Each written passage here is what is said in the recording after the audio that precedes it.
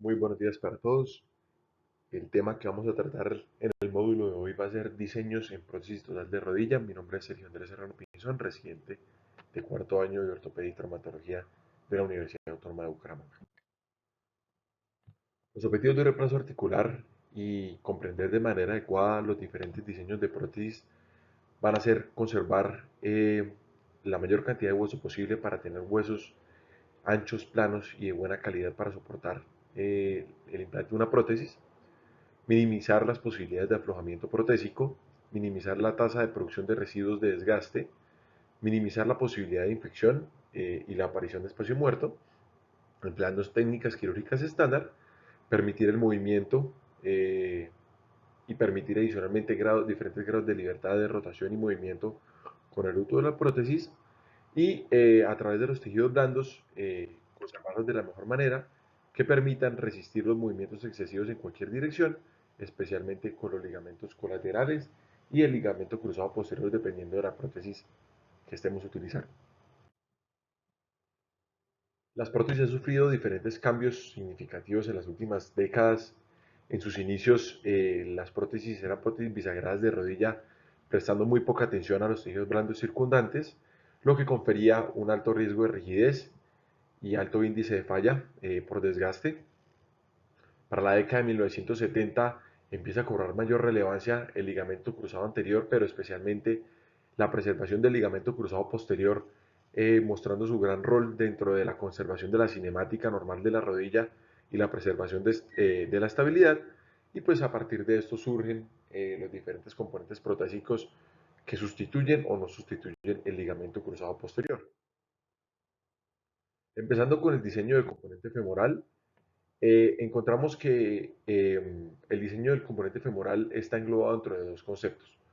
Un concepto de prótesis de radio único o prótesis de radio dual o radio múltiple. Eh, Estas prótesis están diseñadas de la siguiente manera. Tienen un ancho de curvatura distal de gran tamaño, ancho de curvatura distal de gran tamaño, y un ancho de curvatura posterior de menor tamaño. En extensión, el ancho de curvatura distal de gran tamaño entra en contacto estrecho con la superficie articular de la tibia, proveyéndole adecuada estabilidad a la rodilla. Cuando hablamos del radio de curvatura eh, posterior, este radio de curvatura, como estamos viendo, es un círculo de menor tamaño, es un radio de curvatura menor y le permite eh, al fémur realizar los movimientos de rollback femoral y los movimientos de rotación cuando la rodilla se mueve en rangos de extensión a flexión. Con respecto a los radios de curvatura múltiple, hace referencia a que el pivote o radio de curvatura cambia a medida que aumenta la flexión. Es variable, su centro de rotación es variable, es dinámico, pero este fenómeno de, de, de rotación dinámico hace que se altere el brazo de palanca del cuádriceps. En algunos rangos de movimiento el brazo de palanca del cuádriceps puede ser mayor o puede ser menor. Algo que hay que tener en cuenta con los radios de curvatura múltiple es que tienen un fenómeno que se conoce como mid-flexion instability y es básicamente que entre los 30 a los 60 grados de flexión, dados los cambios abruptos del centro de rotación, pueden aparecer algunos fenómenos de inestabilidad. Y esto ocurre especialmente si el balance ligamentario durante el procedimiento no es el correcto, si existe un cambio de la línea articular, especialmente si hay una elevación de la línea articular o si hay alguna laxitud colateral. ¿Por qué aún se habla de los radios de curvatura múltiple si tiene estas limitaciones? Pues hablamos de que los radios de curvatura múltiple todavía cobran relevancia en nuestro medio, dado que algunos autores mencionan que reproduce de manera más fisiológica la cinemática de la rodilla. Entonces, como mencionábamos, puede generar el fenómeno de mid flexion instability en rasgos de flexión entre los 30 y los 60 grados y es por los fenómenos que ya hablamos de un mal balance ligamentario, elevación de la línea articular o la laxitud de los ligamentos colaterales. Con respecto a los radios únicos, pues como su nombre lo dice, mantiene un radio constante y el centro de rotación permanece relativamente fijo. Por lo tanto, la tensión ligamentaria es más constante y el brazo de palanca del cuádriceps también se mantiene constante, e incluso la literatura dice que el brazo de palanca del cuádriceps es más eficiente con las prótesis de radio único. A diferencia de las prótesis o los componentes femorales de radio múltiple, estas tienen menor riesgo de inestabilidad en los rasgos medios de flexión, dado que se mantiene constante el centro de rotación durante los arcos de movilidad.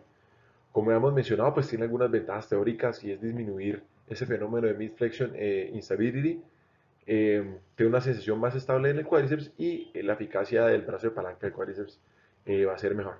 Las desventajas que proponen algunos autores, pues va a ser que la cinemática es menos fisiológica a la de una rodilla nativa, y puede haber una sobreconstricción con algunos rangos de movilidad.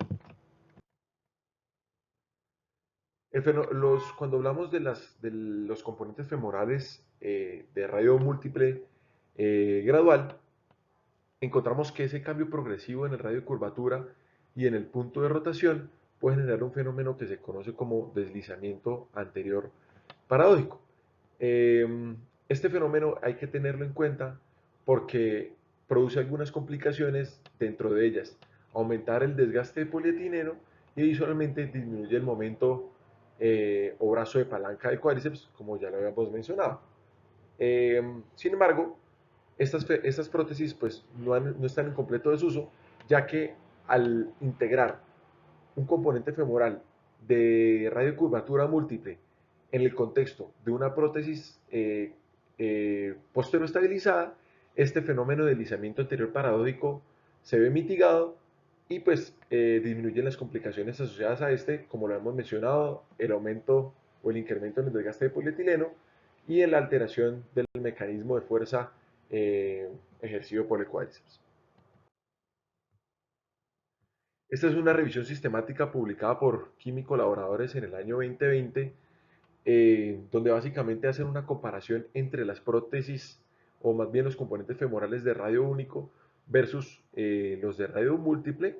Ellos evalúan diferentes escalas funcionales, arcos de movilidad y complicaciones, y encuentran que no hay diferencias significativas entre usar uno u usar otro componente femoral con estos subtipos. Ambos ofrecen adecuados beneficios. Sin embargo, pues la tendencia es hacia el uso de los de radio único, dado esas ventajas teóricas que presentan estos componentes. Ahora, hay que tomar con pinzas estos resultados, ya que este artículo nos da un alto nivel de heterogeneidad entre los estudios. Por lo tanto, pues hay que tener cautela a la hora de tomar conclusiones. Entonces, esta es una tablita para hacer una comparación entre los de radio único o los de radio múltiple.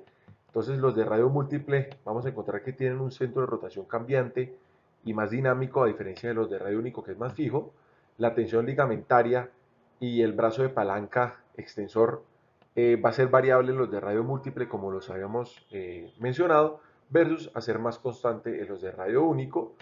El fenómeno de inestabilidad a media flexión es más probable que ocurra en los de radio múltiple por los cambios abruptos en el centro de rotación, versus a un fenómeno mucho más controlado con las de radio único. Y la cinemática va a tender a ser más cercana a lo nativo con los componentes femorales de radio múltiple versus las de radio único. Ahora, otro elemento muy importante dentro de la elección del componente femoral va a ser, digamos que la relación, o qué tan amigable es con la mecánica patelofemoral.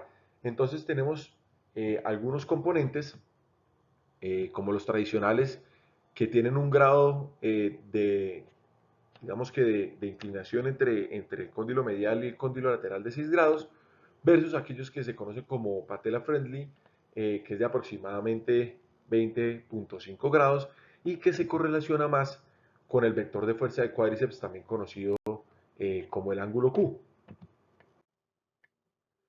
Cuando miramos la evidencia con respecto al uso de componentes patella friendly versus los que no lo son, vemos esta escala, o más bien estos resultados en esta tabla de la derecha, donde evalúan dolor con el uso del componente, los scores patelares y la presencia de crépitos y la alineación radiológica.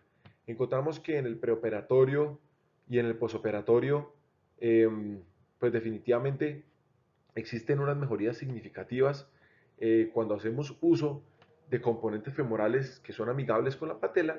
Por lo tanto, pues deberíamos tener esto en cuenta e incluirlo dentro de nuestro algoritmo de tratamiento para los pacientes. También hay que hablar sobre el componente tibial. El componente tibial está diseñado de acuerdo a la forma de la superficie articular de la tibia. El vástago del componente tibial puede variar entre una u otra prótesis y la forma de fijación de este componente tibial con el polietileno. Lo primero hay que tener en cuenta va a ser la forma. Entonces, la forma varía dependiendo del implante que estemos utilizando. Hay algunos implantes que son simétricos con respecto a la anatomía de los platos tibiales en su plano antero-posterior. Cho y colaboradores, digamos que hacen una descripción de esto y ellos hablan de que el plato tibial medial suele ser aproximadamente 4 milímetros más ancho que el plato lateral. Por lo tanto, pues hay prótesis que están diseñadas de manera simétrica dependiendo de la anatomía de los platos. Sin embargo, hay otras prótesis que están diseñadas de manera asimétrica. ¿Esto qué quiere decir? Que el plato tibial es el mismo, pero no se correlaciona de adecuada manera con lo que muestra la morfología del plato tibial. Entonces, cuando tenemos estos implantes asimétricos por lo general se adaptan bien al plato medial, son del mismo tamaño, pero por lo general el plato lateral, al ser de menor tamaño y uno colocarle un implante asimétrico, suele suceder que el componente tibial queda de mayor tamaño o queda sobredimensionado con respecto al plato tibial lateral. Por lo tanto, esto va a limitar la colocación en rotación externa normal que requiere una prótesis en su componente tibial, limitando recrear de manera adecuada la rotación externa que tiene el plato tibial. Y esto es muy importante tenerlo en cuenta a la hora de hacer una selección del implante. Cuando colocamos implantes simétricos, es decir, el plato tibial es simétrico con la tibia, esto quiere decir que el plato tibial lateral va a ser de menor tamaño y va a permitir la colocación del plato tibial en rotación externa, como pues debería ser un plato tibial nativo. Estos son los diferentes tipos de vástagos que muestran los platos tibiales de prótesis primarias o convencionales y básicamente la principal función que tienen estos vástagos es hacer una distribución de las cargas adecuada a través de la metáfisis de la tibia. Dentro del componente tibial vamos a tener modelos de superficie móvil o modelos de superficie fija. Los modelos de superficie móvil tienen algunas ventajas. Su principal ventaja va a ser que compensan la malrotación eh, a la hora de colocar un componente, ya que pues, son móviles y logran recrear de alguna manera la biomecánica de la articulación. Como todos sabemos, lo normal es que en los últimos grados de extensión de la rodilla la tibia rota externamente y esto es algo que nos permite hacer de manera más cinemática los componentes tibiales de tipo móvil. Adicionalmente, al ser móviles, disminuyen el desgaste del polietileno y el aflojamiento al tratar de recrear la cinemática eh, total de una rodilla nativa. Con respecto al desgaste del polietileno, pues esto se debe sobre todo a una distribución más uniforme de las cargas. Como el inserto puede rotar y puede deslizarse, pues las cargas se distribuyen de manera más homogénea dentro de toda la superficie del polietileno, dependiendo de si estamos en un grado de flexión o en un grado de extensión, a diferencia de los de componente fijo, donde el desgaste de polietileno suele ser más localizado en el punto donde se hace el pivote. Ahora, también tienen desventajas los componentes móviles y eso es especialmente asociado al riesgo de luxación que tienen estos componentes. El componente, digamos que está inherentemente diseñado pues para permitir movilidad y rotación, pero cuando nos enfrentamos a un caso de un paciente donde hay mala liberación de tejidos blandos, un mal balance ligamentario, la movilidad excesiva y la inestabilidad excesiva puede generar un riesgo alto de inestabilidad del implante, generando un riesgo de luxación del mismo. Esta es una tablita diseñada para hacer una comparación entre los componentes tibiales de superficie móvil versus los de superficie fija. Entonces el inserto de polietileno, pues en las de superficie móvil, como su nombre lo dice, pues va a ser más móvil y eso se traduce a una mayor rotación axial con respecto a los de superficie fija. El estrés de contacto en los de superficie móvil va a ser menor ya que la distribución de la carga es más homogénea en todo el rango de movilidad a los de diferencia de superficie fija y esto se traduce en un menor desgaste del polietileno, pues ya que se distribuye la carga de manera más homogénea en todo el componente tibial. Ahora, como habíamos dicho, si tenemos una rodilla mal balanceada con una inestabilidad de los tejidos blandos, existe un mayor riesgo de luxación del inserto en los de superficie móvil versus en los de superficie fija. Eh, en correlación con lo anterior, pues quiere decir entonces que los de superficie móvil son mucho más sensibles al balance ligamentario versus uno de superficie fija que no es tan dependiente de los balances de tejidos blandos. La supervivencia, pues teniendo en cuenta que una superficie móvil genera una mayor distribución de la carga y un menor desgaste, pues la supervivencia clínica va a tender a ser mayor en algunos estudios. Entonces, como conclusión de esta parte, vamos a encontrar que el concepto de radio único o de radio múltiple de los cóndigos, el diseño amigable de la patela del componente femoral y la superficie de carga fija o de carga móvil, a pesar de que muestran diferencias entre uno u otro, pues no definen si se retiene o no el ligamento cruzado posterior, sino que estamos hablando más propiamente de un componente u de otro componente, sin hablar propiamente de toda la prótesis.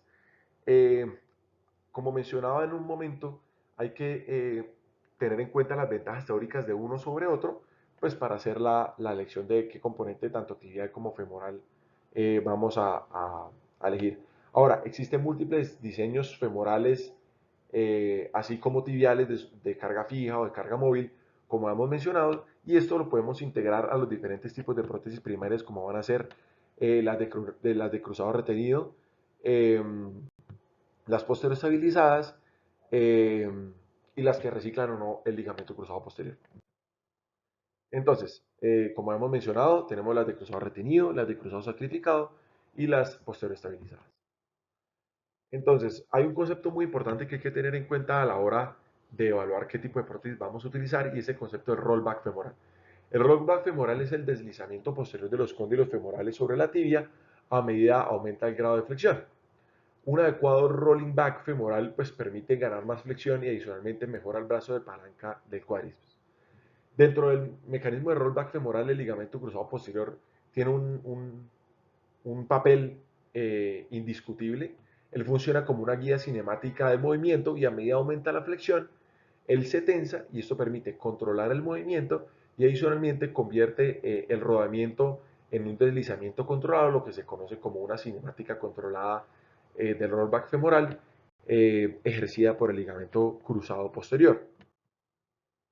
La función del ligamento cruzado posterior en las prótesis totales de rodilla, entonces como hemos hablado, restringe de manera primaria la traslación de la tibia sobre el fémur y permite un rolling back mucho más anatómico que pues como mencionaba en la diapositiva anterior es clave para permitir adecuada ganancia del movimiento en flexión y mejorar la potencia del cuádriceps. La retención del ligamento cruzado posterior o las prótesis CR o de cruzado retenido genera una mayor estabilidad y una mayor propiocepción, dado que estoy manteniendo los tejidos nativos del paciente, permite hacer una cinemática controlada, como lo habíamos hablado, permitiendo garantizar una adecuada estabilidad de la rodilla en flexión, ya que como hemos hablado, el ligamento cruzado posterior se tensa y controla de manera cinemática el rolling back femoral. Por lo tanto, cuando hacemos una prótesis de cruzado retenido, pues debemos garantizar una adecuada tensión del ligamento cruzado posterior. Entonces, la cinemática de las prótesis de cruzado retenido, como dijimos entonces, no están dirigidas por la prótesis, sino está dirigida más bien por los ligamentos, especialmente por el ligamento cruzado posterior. Son prótesis que tienen mayor supervivencia a largo plazo, ya que recrean de mejor manera la cinemática de la rodilla y disminuyen los fenómenos de desgaste del polietileno. Y adicionalmente, como permite un adecuado rolling back femoral, permite unos buenos rangos de movilidad de flexión y de manera más homogénea, por lo tanto, pues previene el desgaste del polietileno, sobre todo en rasgos de flexión profunda. Cuando queremos hacer una prótesis de cruzado posterior retenido y queremos garantizar una adecuada tensión del ligamento cruzado posterior, podemos realizar lo que se conoce como las pruebas polo, pull out y lift up. Entonces, ¿cómo se realizan estas pruebas? Entonces, hacemos la colocación de los componentes de prueba, como lo estamos viendo en la imagen, llevamos la rodilla a 90 grados de flexión y pues vamos a mirar cómo se comporta el componente tibial con respecto al componente femoral. Entonces, si tenemos un ligamento cruzado posterior muy laxo, vamos a encontrar que va a haber una inestabilidad anteroposterior, vamos a tener un rollback paradójico, es decir, vamos a ver que el componente femoral se va a trasladar hacia anterior con respecto a la tibia y el paciente pues no lo puede referir, pero uno sí puede notar una sensación subjetiva de inestabilidad al ver cómo hay una traslación anterior excesiva de los componentes. Cuando tenemos un ligamento cruzado posterior muy tenso, vamos a tener un rollback restringido, va a haber una limitación en los rangos de flexión profunda y cuando llevamos al paciente a los rangos de flexión profunda, vamos a ver un fenómeno que se conoce como el lift-off anterior femoral, que es lo que estamos viendo en esta imagen, y es que por la sobreconstricción, por los tejidos tensos que hay, se va a levantar el componente de prueba en su parte anterior y nos va a hacer sugestivo que tenemos un ligamento cruzado posterior muy tenso. ¿Esto por qué debemos corregirlo? Porque si tenemos un ligamento cruzado posterior muy tenso, eh, el punto de contacto se va a mantener fijo y eso va a generar un desgaste de polietileno acelerado en ese punto, pues llevando a mayor riesgo de aflojamiento y desgaste de los componentes. También tenemos que estas pruebas se pueden aplicar medial o lateral. Eh, lo que normalmente encontramos es que va a haber un lift-off lateral del componente femoral cuando hacemos prótesis de cruzado retenido, pero pues esto no siempre es, llamémoslo así, normal, sino también pueden haber lift-off patológicos, por ejemplo, un lift-off lateral puede hablarnos de una sobreconstricción de los tejidos mediales o una excesiva liberación lateral, o cuando tenemos un lift-off medial, pues podría ser lo que en el contrario, tenemos unos tejidos mediales muy laxos, unos tejidos laterales muy tensos o una alteración en la colocación del componente femoral, que lo normal es colocarlo con algo de rotación externa. Siempre que hagamos una prótesis de cruzado retenido, debemos evaluar el gap tanto en flexión o en extensión y esto nos va a permitir saber si tenemos una adecuada tensión del, del ligamento cruzado posterior y en su efecto si requiere o no liberación del mismo. Entonces, con respecto a las prótesis de cruzado retenido, ¿qué desventajas tenemos? Pues que si tenemos un ligamento cruzado posterior muy laxo o insuficiente, pues va a ser una prótesis con limitaciones, no se va a poder recrear de manera adecuada el rollback. Y adicionalmente, eh, a pesar de que disminuye el estrés sobre la interfase con el inserto, pues va a haber un mayor estrés sobre la interfase entre el hueso y el implante tibial de manera compensatoria. ¿Qué ventajas tenemos? Pues requiere una menor resección femoral, ya que pues requiere la conservación del ligamento cruzado posterior, acerca la cinemática de la rodilla protésica a lo normal y pues que la transmisión de la carga se va a mantener más cercana a lo normal, ya que pues conserva el ligamento cruzado posterior. Contraindicaciones para la colocación de prótesis de retención del cruzado, pues un cruzado posterior insuficiente, que existe una inestabilidad posterolateral, una marcada deformidad en el plano coronal que pueda favorecer el desgaste y el aflojamiento del componente, una artritis inflamatoria y la deficiencia del mecanismo extensor, que pues evidentemente no es una contraindicación solamente para esa prótesis, sino en general para las prótesis de rodilla. Tenemos ahora las prótesis posteroestabilizadas, donde básicamente hay una resección del ligamento cruzado posterior y este se reemplaza mediante un poste.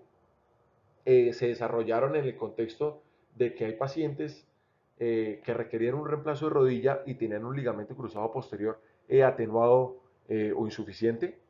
Em, a diferencia de las prótesis de cruzado retenido, las prótesis posteroestabilizadas tienen un rollback femoral más constante durante los arcos de movimiento, ya que es un componente netamente mecánico y dependiente de la prótesis. Sin embargo, pues tiene sus complicaciones como el riesgo de fractura, mayor desgaste del polietileno, inestabilidad de flexión o un clon rotuliano. Hay algo que hay que tener en cuenta, eh, y ya lo vamos a ver más adelante, y es que las prótesis posteriorestabilizadas tienen dos elementos nuevos. Uno de ellos va a ser el poste y el segundo va a ser el cam.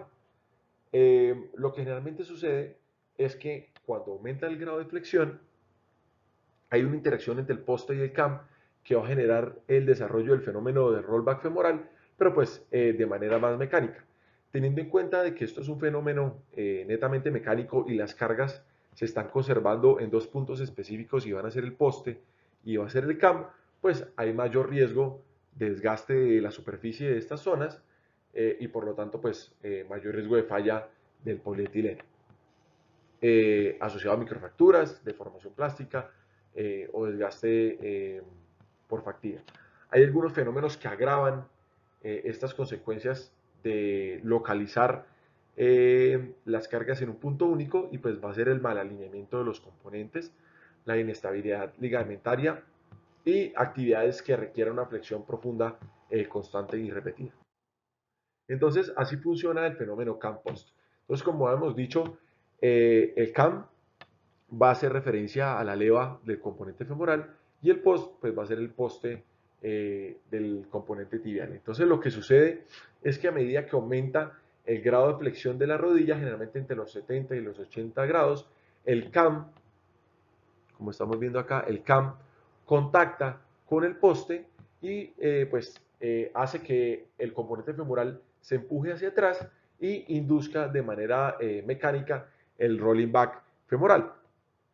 Esto tiene pues esta ventaja de recrear el rolling back femoral y adicionalmente tiene una ventaja teórica y es que produce una compresión en la interfaz entre la prótesis del hueso y el cemento, favoreciendo la integración de la prótesis.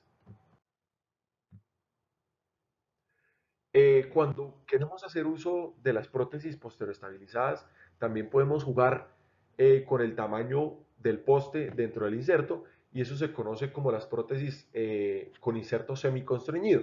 Básicamente lo que pasa en estos fenómenos es que el inserto o el poste del inserto es de mayor tamaño y le provee a la prótesis una mayor estabilidad, sobre todo en el plano coronal de varo o algo. Esto tiene pues ese beneficio de ofrecer mayor estabilidad, sin embargo, ofrece mayor constricción y la mayor constricción se traduce en mayor desgaste. Hay algunas indicaciones para hacer uso de las prótesis posteroestabilizadas y generalmente pacientes con contracturas de flexión mayores a 30 grados, pacientes con osteotomías previas, pacientes con defectos óseos o necesidad de aumentos, por lo que hablábamos previamente. Ventajas de las prótesis posteroestabilizadas, pues generar un mejor equilibrio en pacientes con deformidades o inestabilidades en varo o algo, y es útil en pacientes con contracturas graves mayor de 30 grados, y pues digamos que reproduce de manera más constante el rolling back femoral. ¿Qué desventajas tiene? Pues hay mayor cizallamiento en la interfase hueso-cemento, aumenta el desgaste del polietileno por la presencia de un poste, puede aparecer un fenómeno que se conoce como el fenómeno de luxación o jumping del poste cuando se subluxa con respecto a la leva. También puede ocurrir un fenómeno de clon patelar que pues a pesar de que es muy raro, no está presente en prótesis como por ejemplo las de cruzado retenido. Y adicionalmente pues disminuye la supervivencia de la prótesis dado que hay mayor riesgo del desgaste del poste y desgaste del polietileno. Esta es una tabla que obtuve del artículo que mostré previamente sobre indicaciones de las prótesis posteroestabilizadas y básicamente comparan las prótesis de cruzado retenido versus las posteroestabilizadas y pues no había diferencias significativas cuando evaluaban escalas funcionales entre una u otra, pues por lo tanto se puede hacer uso de cualquiera de las dos, teniendo en cuenta las contraindicaciones que ya mencionamos para las prótesis de cruzado retenido. Otra prótesis que pues no tiene tanta relevancia en nuestro medio, pero que debemos mencionarla, es la prótesis BCS, que hace sustitución de ambos cruzados y básicamente funciona con una leva que es asimétrica, no como las de posteroestabilizadas, que la leva es simétrica, en este caso la leva es asimétrica, para tratar de sustituir de alguna manera la función del ligamento cruzado anterior y ligamento cruzado posterior.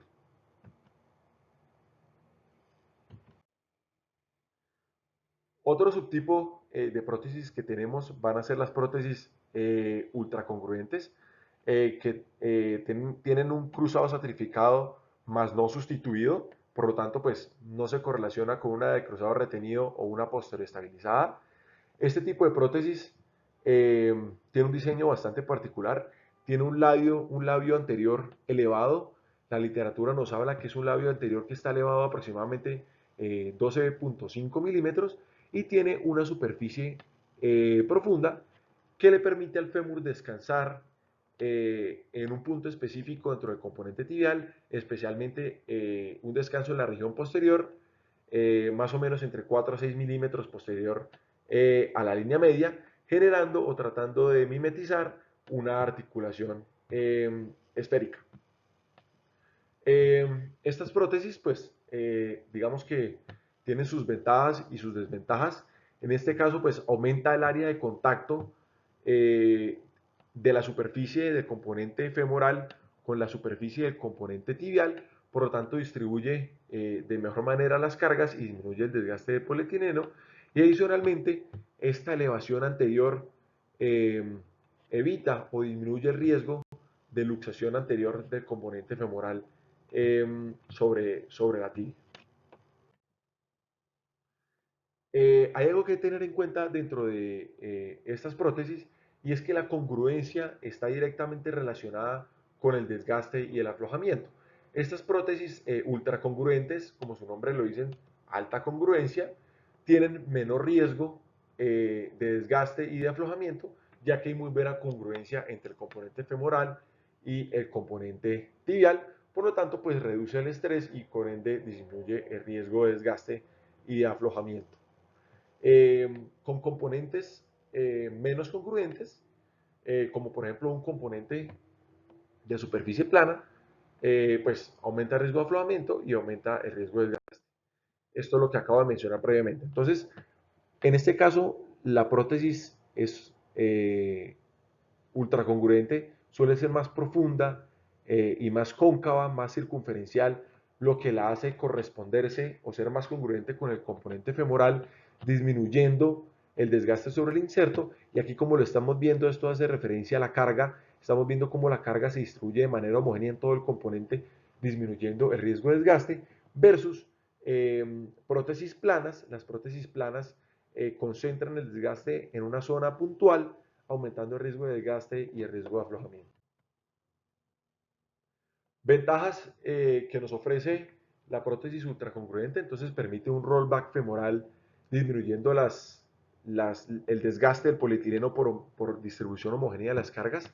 Tiene un labio anterior que cumple la función de evitar el desplazamiento anterior del fémur sobre la tibia. Genera menos pérdida ósea en comparación con los diseños de la posterior estabilizada, menos riesgo de clon lateral y puede ser útil en cirugías de revisión en pacientes que han tenido prótesis de cruzado retenido. Dentro de las desventajas, pues tiene menor rotación durante los rangos de flexión, por lo tanto puede generar un aumento de la carga en la interfase hueso-implante, puede generar una alteración en el brazo de palanca del mecanismo extensor y disminuye la flexión máxima. Y esto se correlaciona con lo que dije anteriormente. Si disminuye la flexión máxima, no tiene un rollback femoral cercano a lo cinemático, disminuye el brazo de palanca del mecanismo extensor y pues por lo tanto disminuye la fuerza de contracción del cuádriceps. Esta tabla la obtuve de un artículo de Arthroplasty Today y básicamente nos muestra estudios comparativos entre las prótesis que sacrifican el ligamento cruzado posterior versus aquellas que lo sustituyen, y básicamente los diferentes estudios de esta revisión sistemática no muestran diferencias en rangos de movilidad, en las escalas de función, dolor anterior y la visualización de la prótesis en radiografías, pero pues sí encontraban diferencias, sobre todo con que las prótesis ultracongruentes tenían menos rollback femoral y pues por lo tanto disminuía la potencia de cuádriceps por disminución del brazo de palanca del mismo. Otro componente muy usado son las prótesis de pivote medial, y básicamente ellas buscan recrear la cinemática de la rodilla nativa. Debemos recordar que en una rodilla nativa el pivote suele ser anteromedial, y eso es lo que busca recrear estas prótesis. Básicamente lo que muestran estas prótesis eh, es un centro de rotación fijo en el compartimiento medial, mientras que el compartimiento lateral funciona como la rodilla nativa, donde es el componente más móvil y que permite mayor rotación. Al tener un pivote medial fijo sobre el plato medial, pues va a tener mayores cargas en ese punto, por lo tanto, pues existe riesgo de mayor desgaste del polietileno por concentración de las cargas en ese momento, versus lo que veríamos nosotros en el desgaste del componente lateral, donde va a ser mucho más homogéneo, dado que se distribuye la carga de mejor manera, permitiendo pues el movimiento normal del compartimiento. Entonces, en las prótesis de pivote medial tenemos un compartimiento medial con un inserto cóncavo tratando de recrear una rodilla nativa. Por lo general usan componentes femorales de radio único que le permite funcionar como una articulación ball and socket o también como una articulación esférica. Aquí lo que estamos viendo en esta imagen pues es bastante significativo. Eh, lo señalado en este momento pues va a ser el componente medial con un pivote fijo versus el componente lateral, donde le va a permitir al componente hacer la rotación y la traslación, y pues vamos a tener componentes femorales que suelen ser de radio único con las ventajas que ya hemos hablado previamente. Las prótesis de pivote medial, por lo tanto, entonces tienen un inserto con un labio anterior que estabiliza la rodilla y resiste la subluxación eh, posterior de la tibia, reemplazando funcionalmente el ligamento cruzado posterior, y el compartimiento lateral tiene un inserto más plano que le permite pues al cóndilo lateral que se mueva sin restricciones a lo largo del camino durante los movimientos de flexo-extensión de la rodilla. Entonces, pues a conclusión de las prótesis de pivote medial, como por ejemplo es esta prótesis, que es la prótesis Advance, tiene un pivote medial como un poste, o valga la redundancia, un pivote fijo, versus un componente lateral que es mucho más móvil y menos estable a diferencia del medial. Ventajas de las prótesis de pivote medial: reducen el desgaste del polietileno en el componente lateral, versus como desventaja, pues aumenta el desgaste del polietileno en el pivote medial y disminuye el riesgo de aflojamiento de los componentes. ¿Qué desventajas tiene? Pues tiene riesgo de luxación y rodamiento, tiene riesgo de clon rotuliano y mayor costo de los implantes. Esta es otra tabla del mismo artículo que mencioné previamente, y básicamente no está comparando nada, pero sí nos muestra qué nos dicen los artículos con respecto a los desenlaces clínicos de las prótesis de pivote medial. Sí muestran una mejoría en las escalas funcionales, mejoría del dolor y los rangos de movilidad, y se habla de que tiene una supervivencia del 98.8% a 17 años. Este es un artículo publicado en el año 2019, y básicamente compara las prótesis de pivote medial con las prótesis de cruzado retenido, y pues no todo es color de rosas. Las prótesis de pivote medial también tiene algunos problemas, y es que las prótesis de pivote medial señalada con el color verde, por ejemplo en este caso, versus una prótesis de cruzado retenido, tiene mayores tasas de revisión cuando se comparan en los diferentes estudios. Esta es una tabla, por ejemplo, en este gráfico denominado con la letra C, habla de la evolución de las prótesis de pivote medial versus las de cruzado retenido, y vemos cómo la supervivencia a través del tiempo y de los años, pues tiene una caída más abrupta con las prótesis de pivote medial versus las de cruzado retenido cuando lo comparan los diferentes artículos. Este es otro artículo publicado en el India Journal de Ortopedia en el 2022. Compara las prótesis de pivote medial versus las prótesis estabilizadas, una revisión sistemática y un metaanálisis.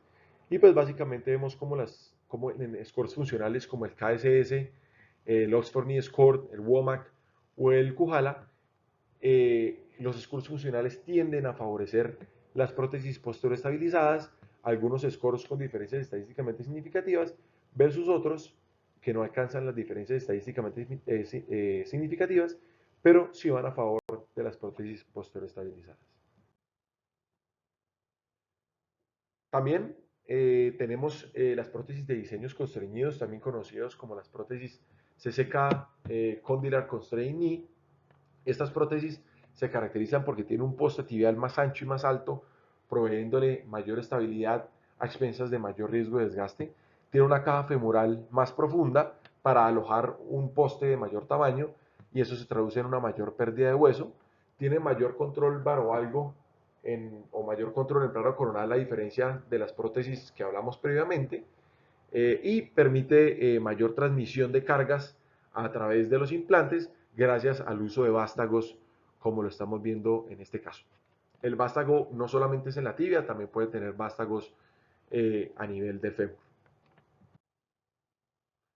Indicaciones para el uso de prótesis BBC o CCK, entonces deformidades en valgo con insuficiencia del ligamento colateral medial, defectos óseos, contracturas severas en flexión mayores a 30 grados, como hemos mencionado ya, laxitudes en varo valgo mayores a 5 milímetros durante el arco de movilidad, deformidades extraarticulares, incapacidad para manejar laxitud de tejidos blandos, pacientes con artritis reumatoide, ya que en este caso estos pacientes tienen un hueso de menor calidad y mayor laxitud de los tejidos blandos, artropatía neuropática y secuelas de poliomielitis. Y por último, tenemos las prótesis bisagradas. Eh, Son prótesis que controlan completamente el varo valgo y la traslación anteroposterior y el componente rotacional depende del diseño. Hay algunas que permiten movimiento rotacional versus hay otras que son completamente fijas. El movimiento está determinado por el eje protésico. eh, Olvidan completamente la cinemática fisiológica de la rodilla. Usan vástagos largos para transmitir de mejor manera la carga a través de las superficies óseas con el riesgo de mayor tasa de aflojamiento y desgaste y por ende falla mecánica. Estos son algunos artículos de la evidencia que nos hablan acerca del manejo de prótesis, tanto semiconstreñidas como constreñidas, eh, a la hora de tratar a un paciente dentro de una prótesis de rodilla. Y básicamente pues encontramos que las prótesis semiconstreñidas permiten un control parcial del varo valgo, así como de la rotación en el plano anteroposterior, pero pues son útiles en casos de inestabilidad del ligamento colateral medial o pérdidas óseas moderadas y severas. Y por último, pues las de constricción alta o las prótesis bisagradas que proveen una constricción mecánica global, controlan el varo valgo en su 100%, el movimiento anteroposterior en su 100% y la rotación dependiendo del diseño, como hemos mencionado previamente. Las usamos cuando hay inestabilidades severas o pérdidas óseas de gran tamaño y pues son las prótesis de mayor constricción, por lo tanto son las que tienen mayor estrés y mayor complicación asociada al aflojamiento, falla mecánica y desgaste. Por último, tenemos el diseño del potón patelar. Tenemos diferentes diseños, diseño en domo, diseño ovalado, diseño anatómico o el diseño en sombrero. Básicamente el diseño en sombrero lo que tiene es que es una periferia mucho más gruesa que permite adaptarse o ser fit en el surco troclear y pues teóricamente le ofrece mayor resistencia al desgaste. Ahora, teóricamente el mejor diseño va a ser el anatómico, sin embargo es completamente dependiente del tamaño del componente femoral, la posición y la rotación del componente femoral, por lo tanto pues hay que tener en cuenta esto. El diseño en domo es el más fácil de poner, ya que pues de ninguna manera depende de la rotación del componente femoral y es útil para tener un adecuado tracking.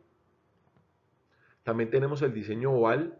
el diseño oval muestra mejor rendimiento que el diseño en domo, sin embargo, sí depende de una adecuada colocación de la rotación del componente femoral. Pues por lo tanto tenemos estas diferentes opciones de botón patelar, teniendo en cuenta que la anatómica pues va a ser la mejor, siempre y cuando tengamos una adecuada colocación de los componentes, especialmente el componente femoral. Eso es lo que traíamos para hoy. Muchas gracias para todos.